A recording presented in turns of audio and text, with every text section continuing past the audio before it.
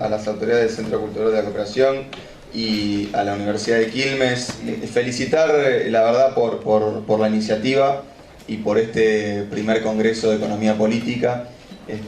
Yo creo que no estamos en un evento de clausura, sino simplemente en un recreo que nos vamos a tomar hasta el segundo Congreso de Economía Política, que esperamos con muchas ansias. Y felicitarlo, la verdad, porque recuperar ese nombre, que muchos de los que venimos de la militancia universitaria lo intentamos recuperar como carrera, digo, ese nombre de economía política, que no es solo un nombre sino una ciencia, tiene absoluta relevancia en este marco internacional que nos toca vivir y en este marco nacional que nos toca vivir.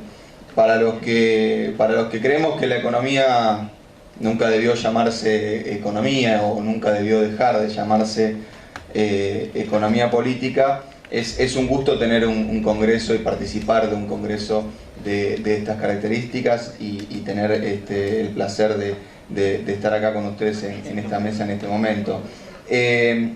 Y yo pensaba que la verdad que cuando nuestro proyecto político dice que puso la economía por delante de la política por delante de la economía, la verdad que algunos venimos diciendo hace muchos años ahí en la facultad que nunca deberían haberse separado esos términos. Y de hecho esa separación tuvo consecuencias que trascienden a la esfera meramente de la política económica, hasta el punto de la esfera académica, donde las dos ciencias ahora se han convertido en una cosa que muchas veces, en dos carreras en las cuales muchas veces es difícil dialogar, sobre todo por el mérito que hemos hecho los economistas para que sea absolutamente difícil e imposible dialogar con nosotros. Gran parte de nuestro sueldo se basaba en esa capacidad de decir cosas muy sencillas en términos muy difíciles, pero también entendiendo que el nacimiento de la economía política, y me parece este congreso un contexto muy adecuado para recordarlo, el nacimiento de la economía política nace con cientistas sociales que no eran ni economistas ni politólogos. Digo, Smith, Ricardo y Marx, difícilmente uno le podría poner atemporalmente el título de economistas.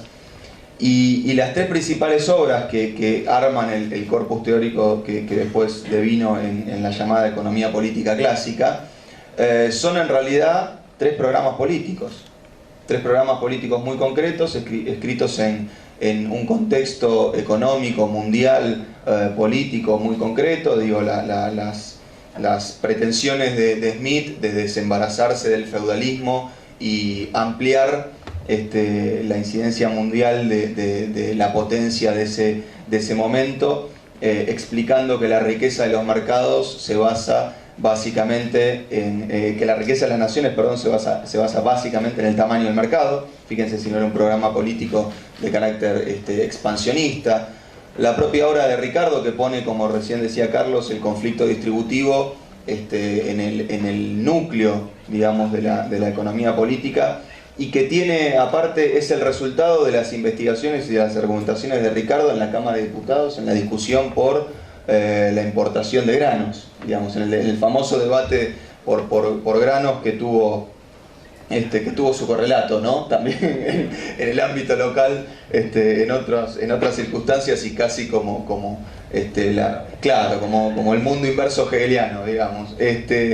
Y el programa de Marx, que directamente empieza su libro explicando que lo que quiere hacer es construir una herramienta para la acción política, con lo cual esa decisión creo que es falsa, y se demuestra falsa en las continuas tensiones que existen entre estas especies de hermanos separados a la fuerza, que son la economía y la política. Nosotros, acá están también los compañeros Augusto Costa y Carlos Bianco, con los cuales compartimos esa militancia universitaria y ahora compartimos la gestión.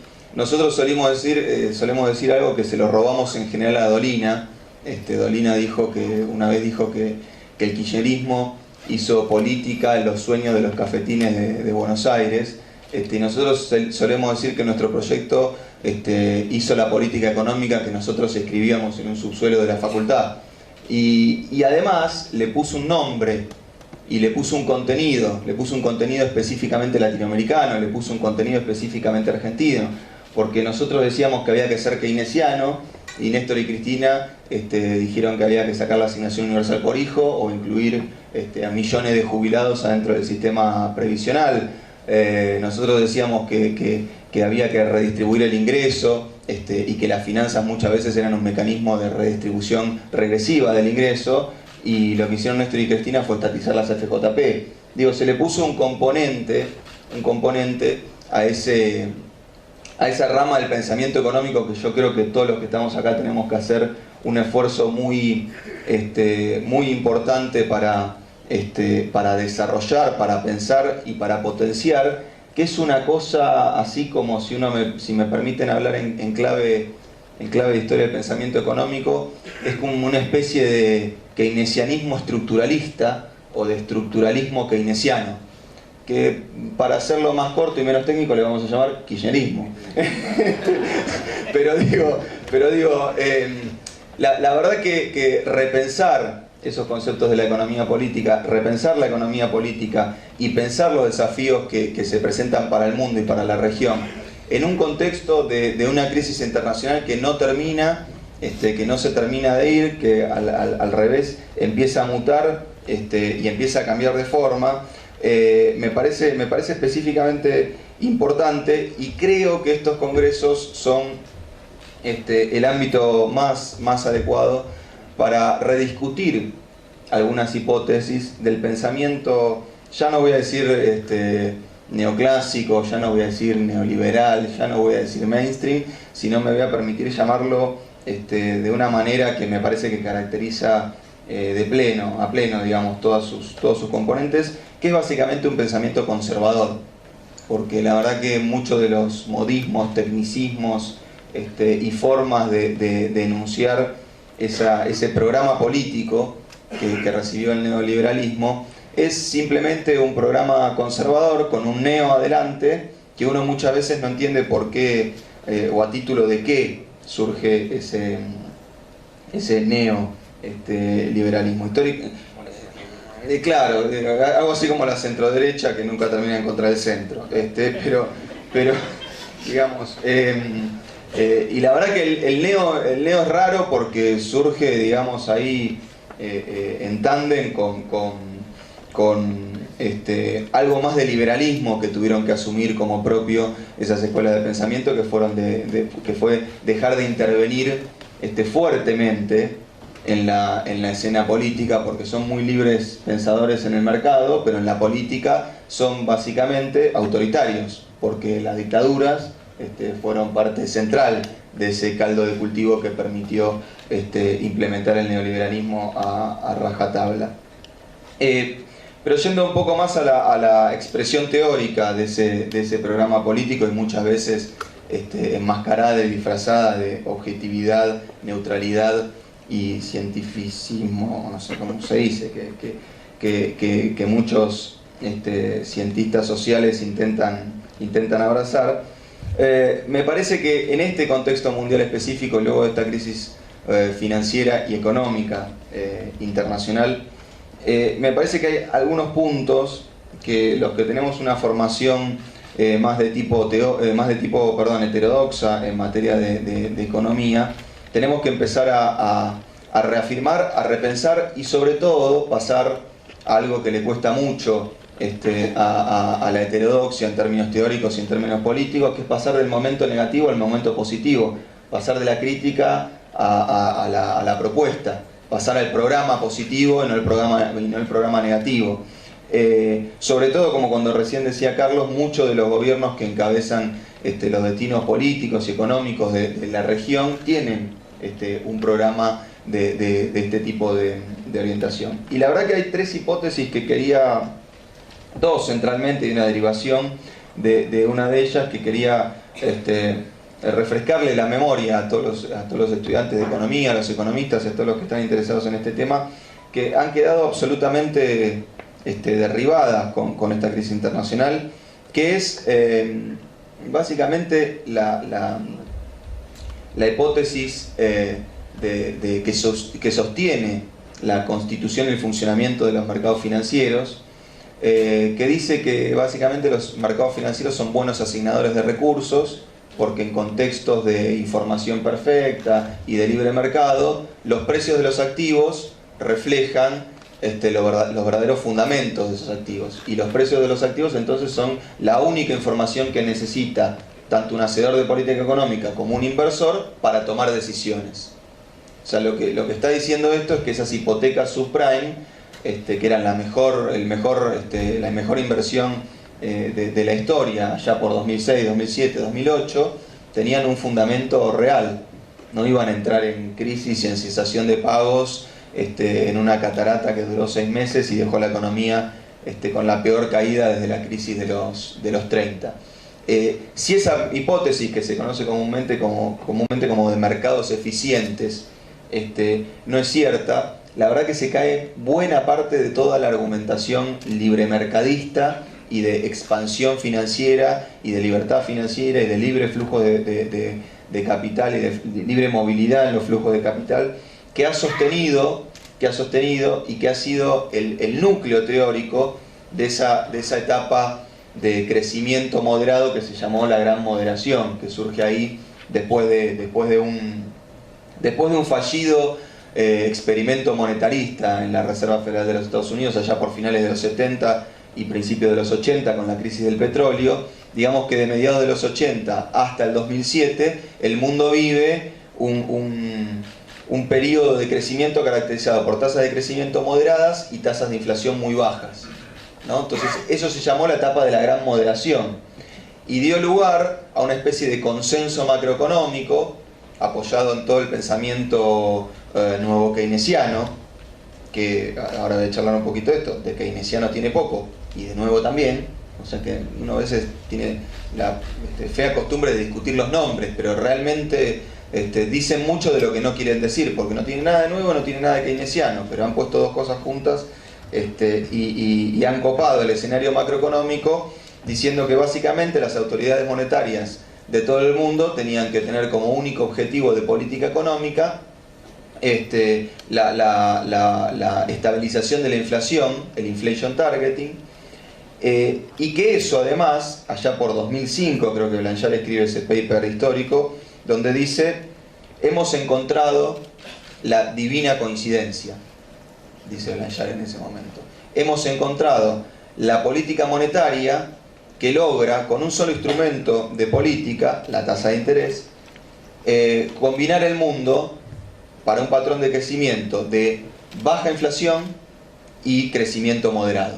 O sea, hemos logrado desarmar ese trade-off perverso de la curva de Phillips y hemos encontrado una política económica que a la vez puede garantizar la baja inflación y que a la vez puede potenciar el crecimiento. Cuando uno ya sabe más o menos el final de la historia, conoce que esa especie de diría yo, de sedante que se le dio a la conflictividad distributiva que surgió a partir de la transnacionalización de la producción de Estados Unidos en el sudeste asiático, a la pérdida al estancamiento, del salario real de los trabajadores de Estados Unidos, al crecimiento de Estados Unidos con distribución del ingreso regresiva, al absoluto desmantelamiento de todas las organizaciones sindicales del centro, ese conflicto distributivo latente, donde uno veía un producto bruto estadounidense que crecía con un salario real estancado, ese sedante fueron las finanzas. Entonces, ¿qué mejor que un corpus teórico que dijera: no, las finanzas no son un sedante, son la piedra filosofal de todo este esquema? Porque básicamente se apagó ese conflicto distributivo con el endeudamiento y el sobreendeudamiento del sector privado, pero perversamente también de las familias. O sea que esas ganancias de productividad que no eran apropiadas por las clases trabajadoras del centro, esa pérdida de puestos de trabajo que venían derivadas de una transnacionalización de la producción en China y en el sudeste asiático, empezaron a ser sedadas con un endeudamiento que le hizo pensar a las familias estadounidenses que podían refinanciar su casa hasta 5 veces. Y con eso continuar con esta pelota de consumo de productos que de dónde venían, de China. Entonces un poco la metáfora que Y le pagaban a China con bono. exacto, y le pagaban a China con más endeudamiento. A tasas bajas, porque aparte para sostener toda esa burbuja anticonflicto distributivo, para ponerlo en otros términos, había que mantener las tasas de interés muy bajas. En 2002, ahí con el estallido de las .com, algún susto hubo, pero una vez que uno estaba en el barco, había que seguir su rumbo. Esto tiene un corolario en materia de conceptos en torno a los cuales se construye este pensamiento nuevo keynesiano, que es el absoluto abandono de la hipótesis keynesiana más importante, que es justamente que el ahorro no es la base del crecimiento, que lo que es cierto para la familia, que ese famoso refrán, el ahorro es la base de la riqueza, es cierto para las familias, pero no necesariamente es cierto para los estados, y no es necesariamente cierto para el mundo. Entonces, ese tipo de esquema y ese consenso macroeconómico también encontró que configurar la tasa de interés en torno a un objetivo de metas de inflación permitía además generar un clima de negocios muy propenso para la inversión, en una especie de vuelta, no digo implícita, sino digo explícita, a Wicksell. Fíjense, algunos que estudian pensamiento económico saben de quién estoy hablando, de un teórico de las finanzas cuya principal hipótesis es que la economía puede estar en pleno empleo, estoy hablando del años A, que la economía puede estar en pleno empleo si la autoridad monetaria acierta en configurar la tasa de interés de política en el mismo nivel que la tasa de interés natural.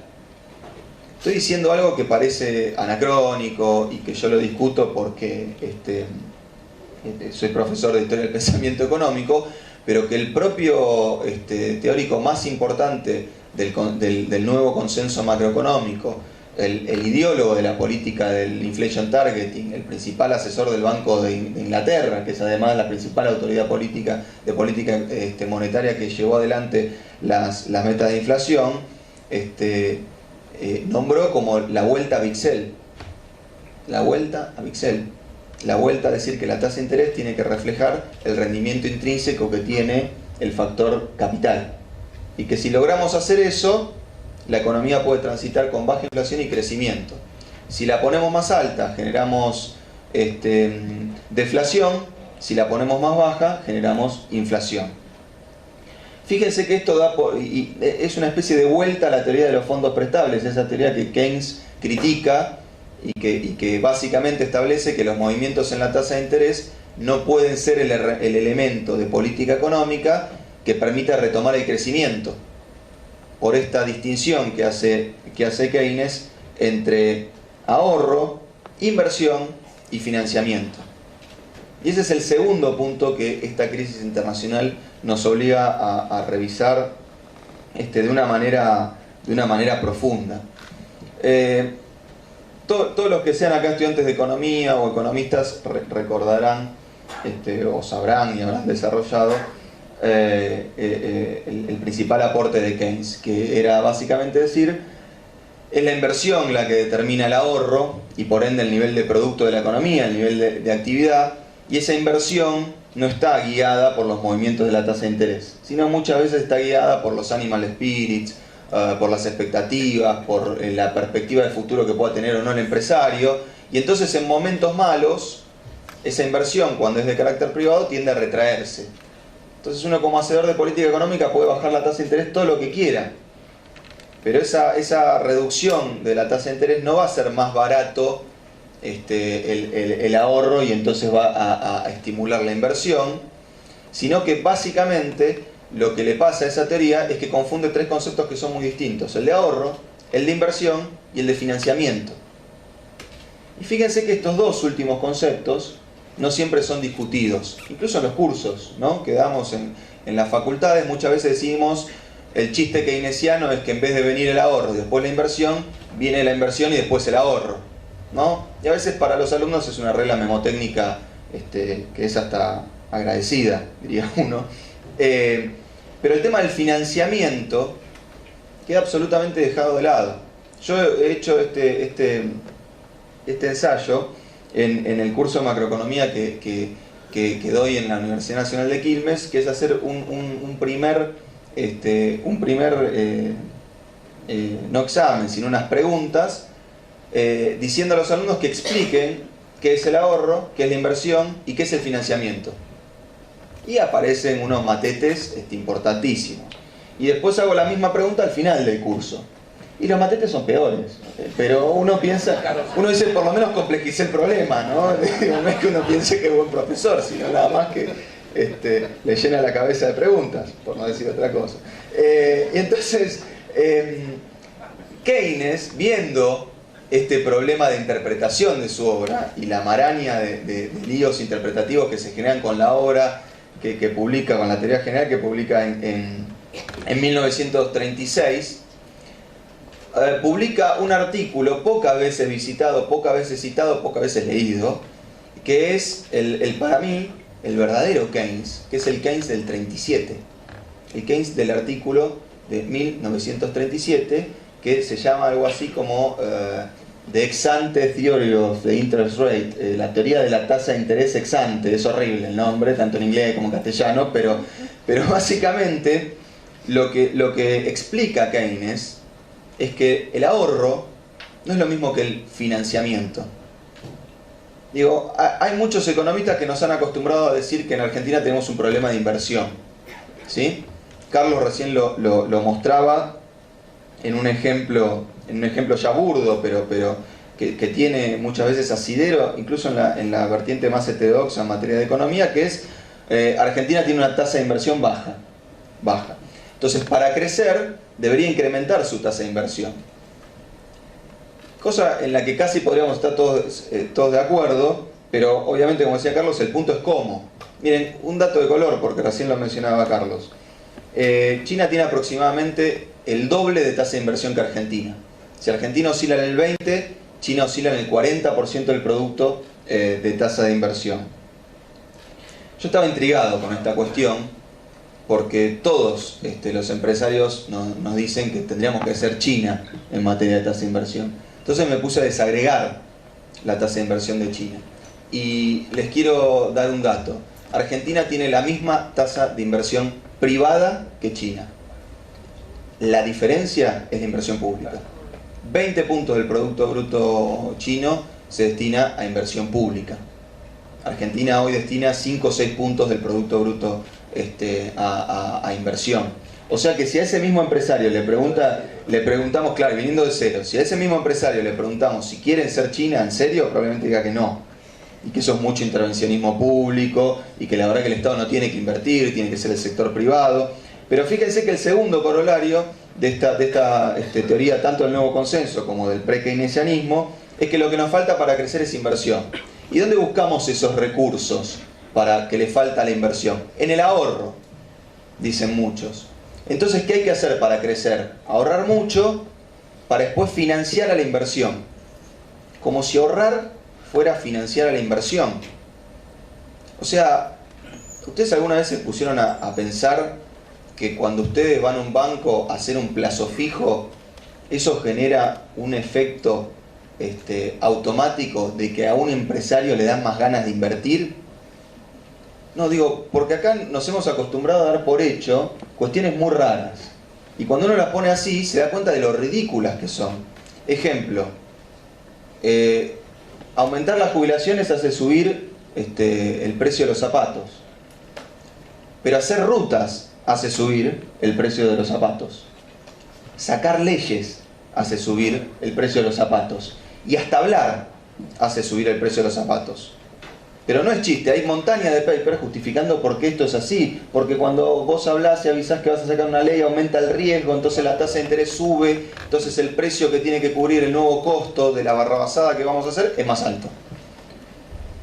Digo, es verdad que como decía Marx, si la ciencia y el sentido común coinciden, la ciencia no tendría sentido. Pero también transformar esto en sentido común es un acto de predigestación, como decías vos, heroico. porque la verdad que pensar que porque aumentan los plazos fijos sube las ganas de los empresarios a invertir es extraño, sobre todo porque, como decía Keynes en el 37, son los bancos los que tienen la llave para pasar de un nivel determinado de crecimiento a uno más alto. Porque cada vez que un empresario quiere invertir, dice Keynes, hay alguien que momentáneamente se tiene que poner más ilíquido. Hay alguien que tiene que arriesgar. Hay alguien que tiene que decidir inventar plata, que es el trabajo de los bancos o del Estado.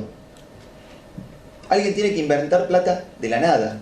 O sea, cuando un empresario se acerca a la ventanilla de un banco, o cuando un empresario pide un crédito en el Fondiar, por ejemplo, que es una herramienta de crédito público, para invertir, no está viendo si ayer subió el ahorro, bajó el ahorro, los plazos fijos son más altos o los plazos fijos son más bajos.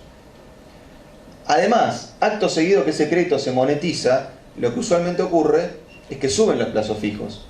O sea que encima la dinámica es la inversa, porque el tipo que hace, se da vuelta y lo deposita, ¿qué va a hacer? ¿Va a ir a la casa y le va a tirar para arriba? Digamos, o sea que fíjense que esta metáfora de que es el ahorro el que precede la inversión, no solo esconde que es la inversión la que genera el ahorro mediante aumentos en el nivel de ingreso, sino que esa inversión, para ocurrir, debe poder ser financiada. Y ese financiamiento, ejemplo, en momentos de crisis como este, no sale de la banca privada, sino en general tiene que salir del Estado. O sea que Keynes decía, el Estado tiene que invertir en momentos de crisis económica. Lo que decía, y que era una verdad de perogrullo, y tiene que aclarar en el 37, es que el Estado también tiene que financiar esa inversión que hace. Claro, para el Estado esto es un, digamos, el acto mismo de invertir es el acto mismo de financiación, cuando se hace con recursos públicos. Pero para la banca privada no es lo mismo.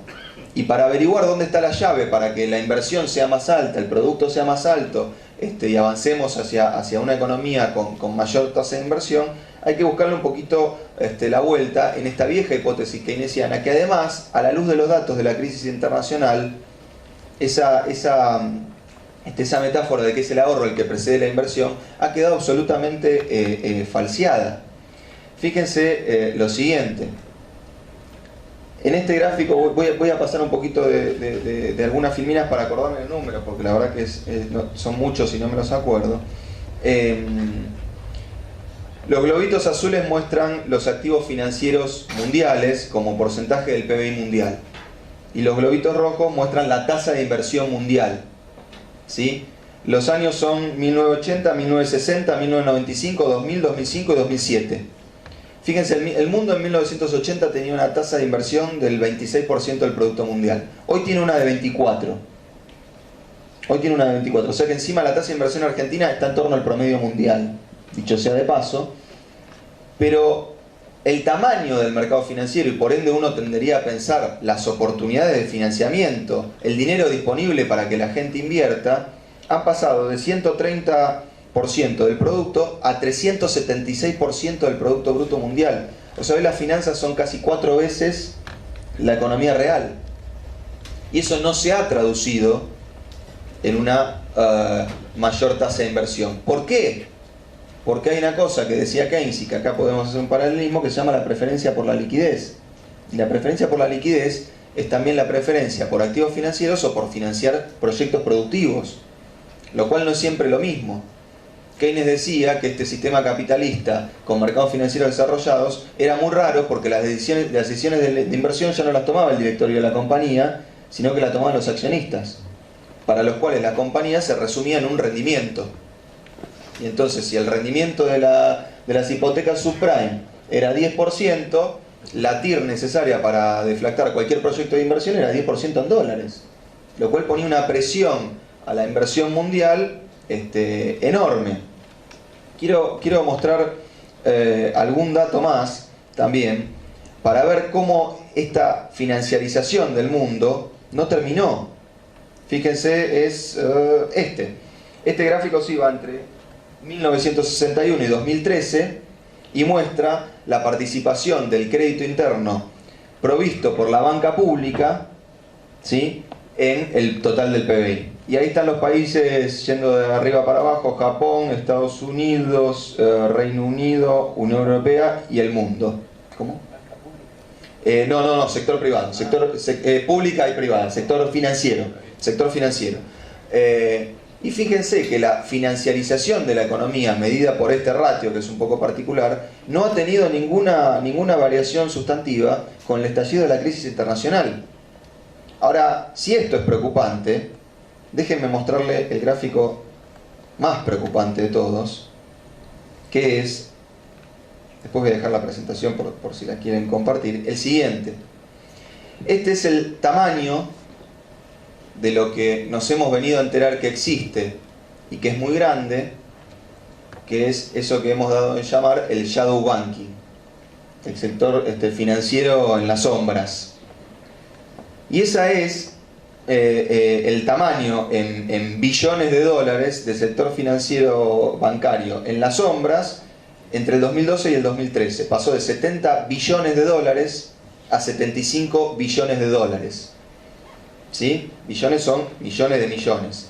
Eso es básicamente, lo tenía acá apuntado para no mentirles, como 4 veces la economía de Estados Unidos.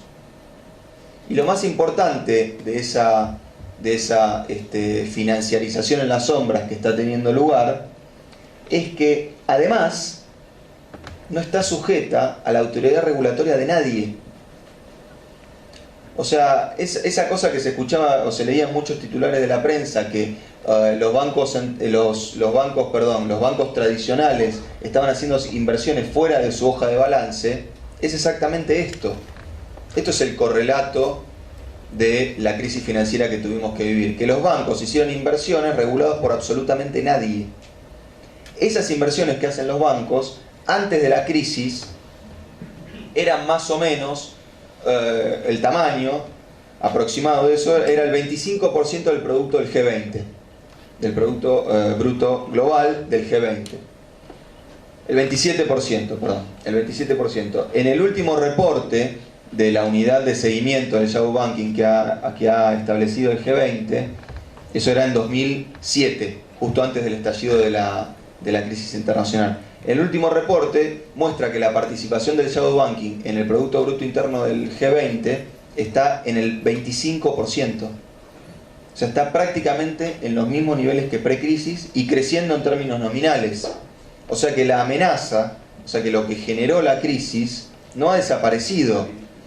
Pero además, ¿cómo podría haber desaparecido si esto es lo que pasó con la hoja de balances de la Fed, del principal banco central del mundo? Fíjense que la parte verde, ¿sí? Esta es la composición de la hoja del activo de la Fed, ¿sí? Del activo de la Reserva Federal de Estados Unidos. Fíjense que hasta iniciada la crisis es mayoritariamente verde, que son bonos del tesoro. Esa superficie celeste grisácea, que si hay un daltónico me va a matar, digamos, pero la primera que aparece yendo de izquierda a derecha es el rescate de algunas de las principales entidades financieras de Estados Unidos. El rescate es básicamente la Fed compra sus activos. La segunda superficie que aparece en azul oscuro es el programa de recompra de activos tóxicos de la Fed. Fíjense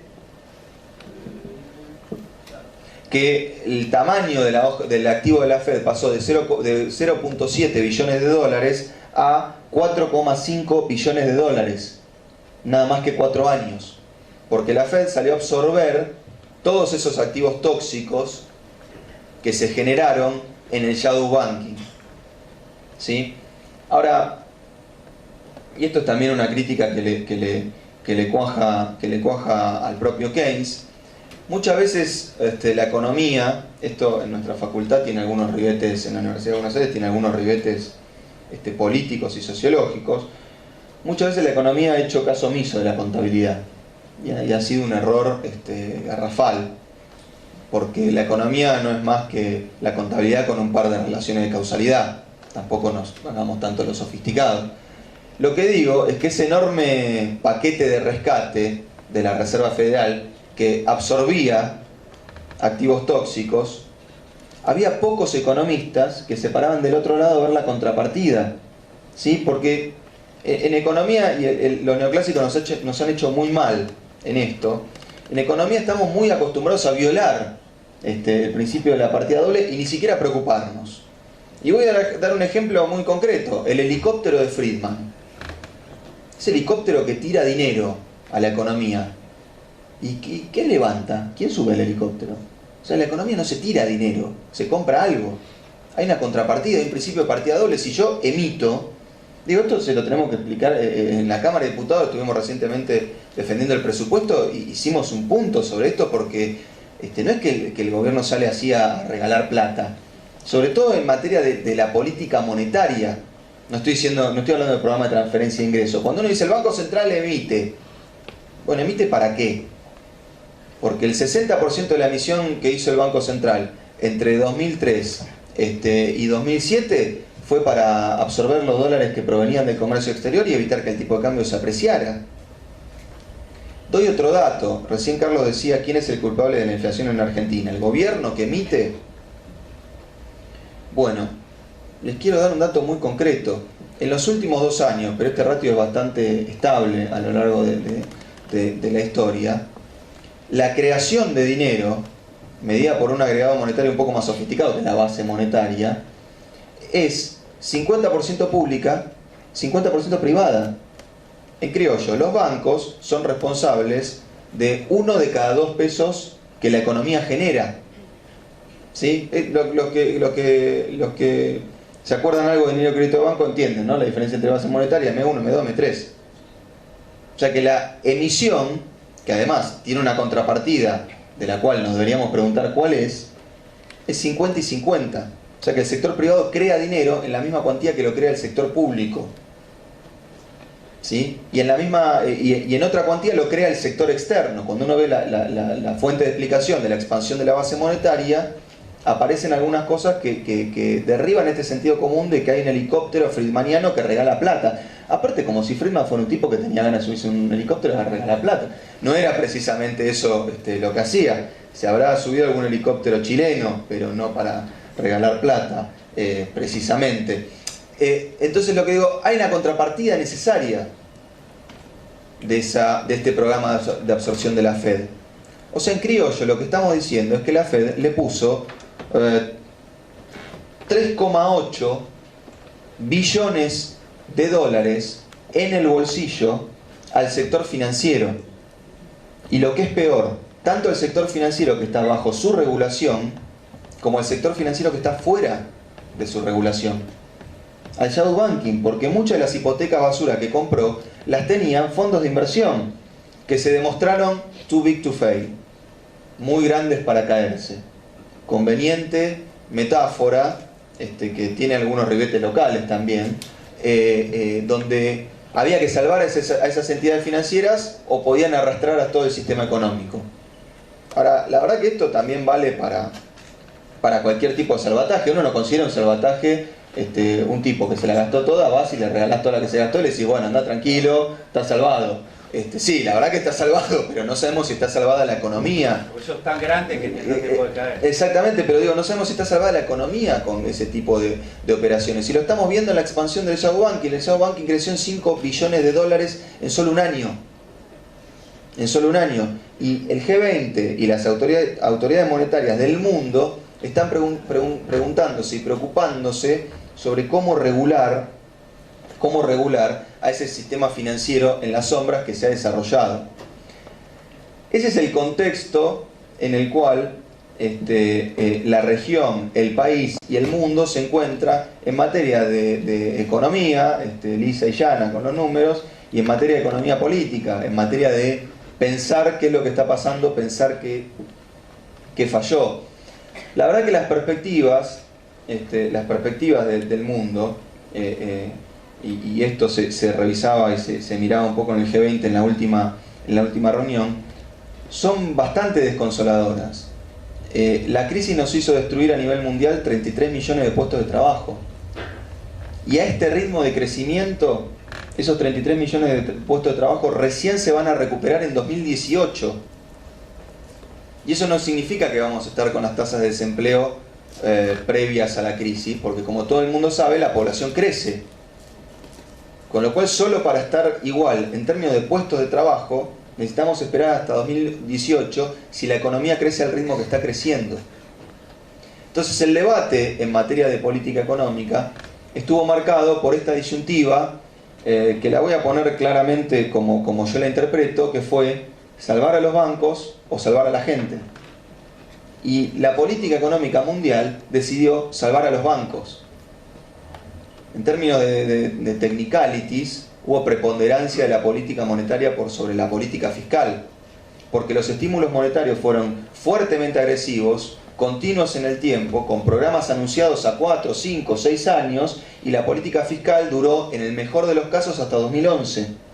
Y los estímulos fiscales, la política keynesiana, fueron retiradas bajo qué novedosa hipótesis, porque ya creo que algunos analistas internacionales se dedican a crear nombres, no a crear teorías, bajo la hipótesis de la contracción expansiva. ¿Escucharon hablar de la contracción expansiva?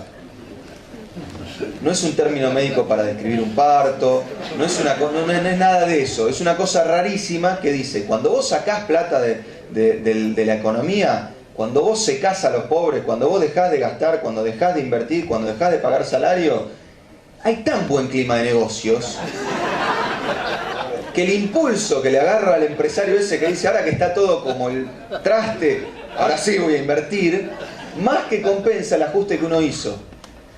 Es notable, es notable. Miren, hay un economista norteamericano que siempre se pelea contra esta hipótesis que tiene su correlato local en clave de farsa, lamentablemente, de que para que la inversión suba hay que bajar los impuestos.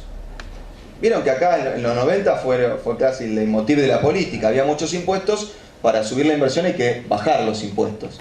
Entonces este tipo hace una metáfora bastante sencilla, dice, vos agarrá, acá lo podemos hacer, ¿no? Con cualquier dueño de bar, de esos bares, si es gallego mejor, lo digo con conocimiento de causa, agárrenlo al tipo y pregúntenle, che, vos ¿cuándo contratás un mozo más? ¿Cuando te dejan de cobrar impuestos o cuando tenés toda la mesa llena? El tipo, si te contesta y nos llama a la policía, te va a decir, cuando tengo el bar lleno. ¿Cómo voy, si dejo de pagar impuestos, voy a tener un mozo más? Una locura, ¿para atender a quién? O sea, en criollo, subir la tasa de ganancia no necesariamente sube la tasa de inversión, porque uno invierte cuando tiene la presión del mercado para invertir. Entonces, ¿cómo cazzo puede existir una teoría que se llame contracción expansiva?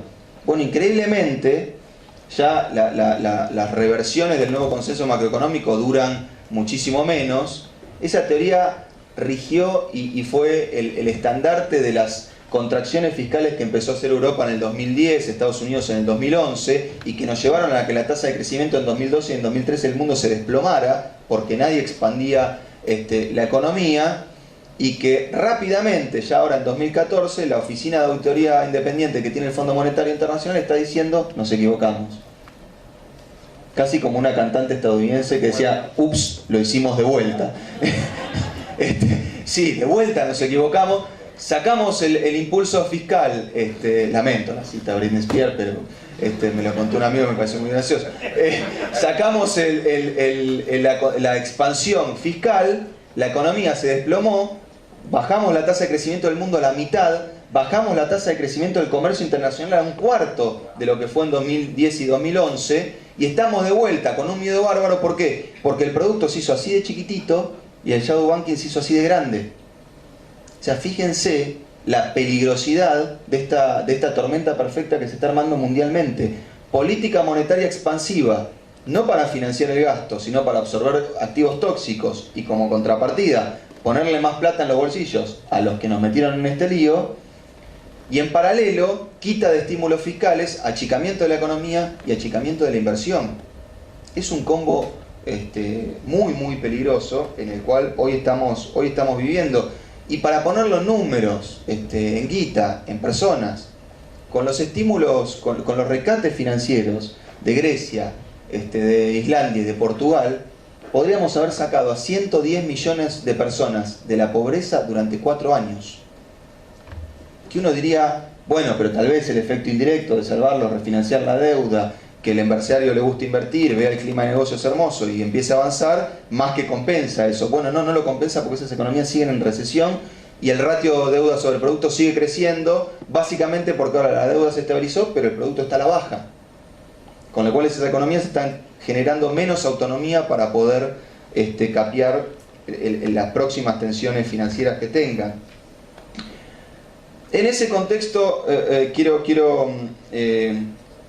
cerrar la exposición con algunas consideraciones sobre la política local y sobre la situación que enfrenta Argentina.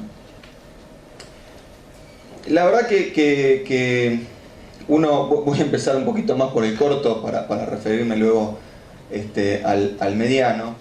La verdad que estar hablando hoy acá es un gusto doble, no solo por el Congreso y por el título de este Congreso y por las instituciones que lo patrocinan y que lo organizan, sino porque según la prensa especializada yo no tendría que estar hoy acá. Y nosotros no tendríamos que estar hoy acá, porque se acuerdan, nos habían dado hasta el Mundial. Después del Mundial nos íbamos. Y para colmo perdimos en la final, con lo cual tampoco había algo que más o menos llevara. Después nos dieron 2-3 meses más, y hoy acá no deberíamos estar. Porque de vuelta intentaron convencer a la población de que, por ejemplo, el dólar salía a 16 pesos. Son, como dijo en algún momento Axel, los mismos que nos intentaron convencer de que valía un peso un dólar.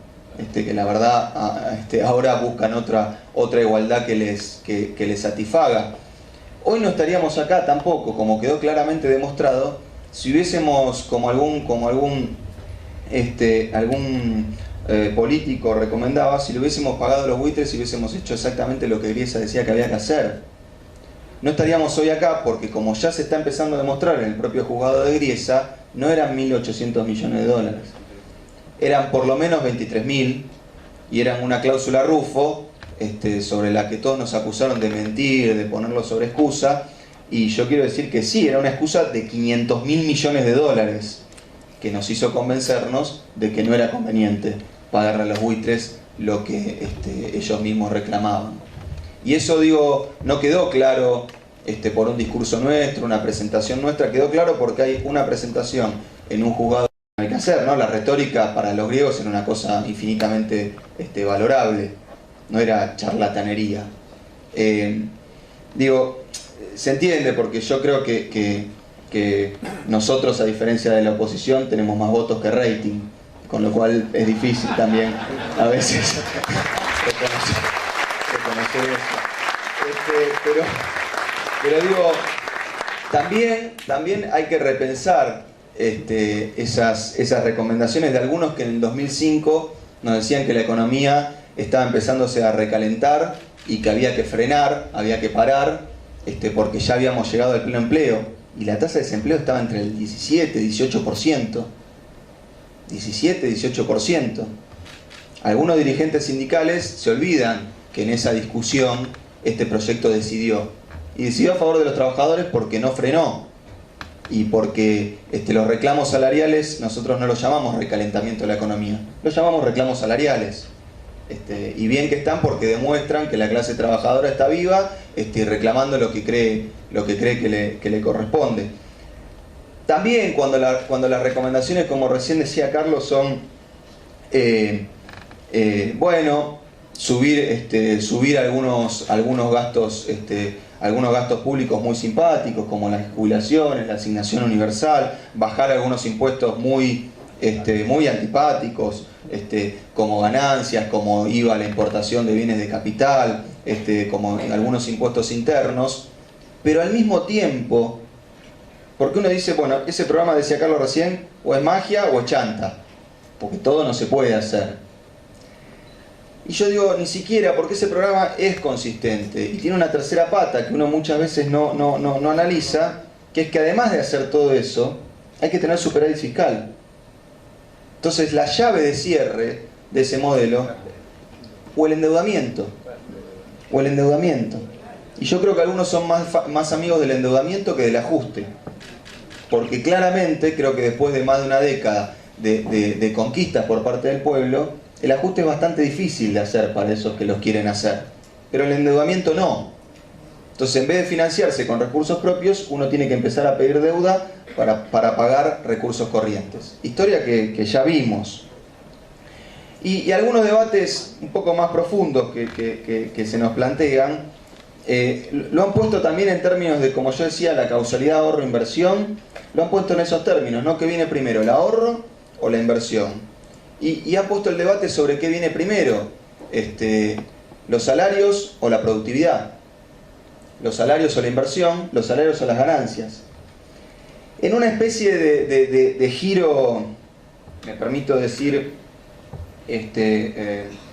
oportunista, para tratar de establecer que la clave del crecimiento no son las mejoras en el poder adquisitivo de los trabajadores, los derechos como la asignación universal por hijo, las jubilaciones, el progresar, sino que eso ya fue suficiente. Y lo que hay que empezar a hacer es empezar a ver cómo se cuidan las ganancias de los empresarios, cómo se invierte con esas ganancias, cómo se mejora la productividad con esas ganancias y cómo finalmente se mejoran los salarios producto de esa mejora. Una especie de teoría del derrame un poco más sofisticadamente acomodada, que dice que las ganancias son la base del crecimiento y no la expansión de la demanda agregada. Fíjense que es el mismo debate keynesiano en clave de costos, diría yo. Y la verdad que lo que muestran países como la Argentina, pero la región en su conjunto y el mundo en su conjunto, es que son los impulsos de la demanda agregada, son la mejora de los salarios, son la recuperación de derechos que permiten tener un ingreso a la población, las que disparan el consumo, la que le meten a ese gallego la presión para contratar a otro mozo, o en el mejor de los casos invertir, ampliarse, comprar otro bar, seguir invirtiendo, ganar en productividad y aumentar su ganancia. Y esta dicotomía me parece importante plantearla porque muchos argumentan que la macroeconomía es la continua búsqueda de equilibrios. Puede ser cierto, lo que hay que pensar es la forma y qué estamos caracterizando como equilibrios. Porque en realidad esos equilibrios son la resolución de continuos conflictos. O sea, cuando uno tiene una discusión salarial arriba de la mesa, está arbitrando entre un conflicto de un mayor costo para el empresario, pero una mayor demanda para el empresario de al lado. Y entonces el salario tiene que ser lo suficientemente alto para que el mercado interno esté estimulado, pero lo suficientemente bajo para que las exportaciones no se vean afectadas en su competitividad. Entonces hay un claro conflicto en términos de qué equilibrio uno encuentra. Lo mismo con los precios, porque los precios son ganancias para los empresarios, pero costos para los trabajadores. Lo mismo con el tipo de cambio, que son mejores ingresos para los exportadores, pero mayores costos para los importadores, que a su vez son los que producen internamente. Lo mismo con la tasa de interés, que remunera el ahorro en pesos, pero hace costoso la financiación de la inversión. Entonces, yo creo que la macroeconomía, al igual que la política, es la continua administración de esas tensiones. No es una especie de equilibrio espurio académicamente concebido, o una especie de esos grandes programas políticos que consisten en juntarnos en una habitación, ponernos de acuerdo en 3 o 4 cosas y a partir de ahí crecer, claro, y expandirnos. Porque probablemente en esas 3 o 4 cosas en las que nos tenemos que poner de acuerdo hay disputas concretas, hay rumbos alternativos y hay mejoras y empeoramientos relativos. No significa que para que unos estén mejor otros tienen que estar peor. Significa que en un modelo donde el crecimiento es la base de ese desarrollo, a veces las mejoras distributivas mejoran más a unos que a otros. Esas tensiones son las que tenemos que administrar. Yo siempre digo que el kirchnerismo revirtió la teoría del derrame, y en vez de esperar a que se llenara ese vaso que en los 90 se demostró o que estaba muy vacío, o que no tenía fondo, o que nunca se terminaba de llenar, la verdad que lo que hizo fue inundar el campo. Y a medida que se inundó el territorio, ese vaso se empezó a llenar de afuera para adentro, porque la verdad que los que están adentro del vaso pueden esperar y en general los que están afuera no. O sea que uno también tiene que administrar esa tensión, pero digo, me parece que la economía política, la política y este proyecto en particular es algo así como una eterna sensación de incomodidad. Yo creo que hacer política es como una eterna sensación de incomodidad. Cuando uno está cómodo, la verdad que estoy seguro que no está dentro de este proyecto. Porque la comodidad es la de los conservadores, es la de los que quieren que nada cambie, que así está todo igual. Por suerte, nosotros hemos puesto muy incómodos a los conservadores, porque quieren que todo sea como era antes. O sea que también hay una tensión, y por eso este conflicto distributivo está exacerbado, y la política y la democracia son los que tienen que ir administrando ese conflicto. Pero negar el conflicto y pensar en lo académico, que configurando la tasa de interés adecuadamente se puede crecer con baja inflación. Pensar en lo político, que poniéndonos de acuerdo en 3 o 4 cosas, este país pasa a ser potencia, es abstracto. Lo que tenemos que pensar es cómo administrar esas tensiones, procurando favorecer a los que menos tienen. Muchas gracias.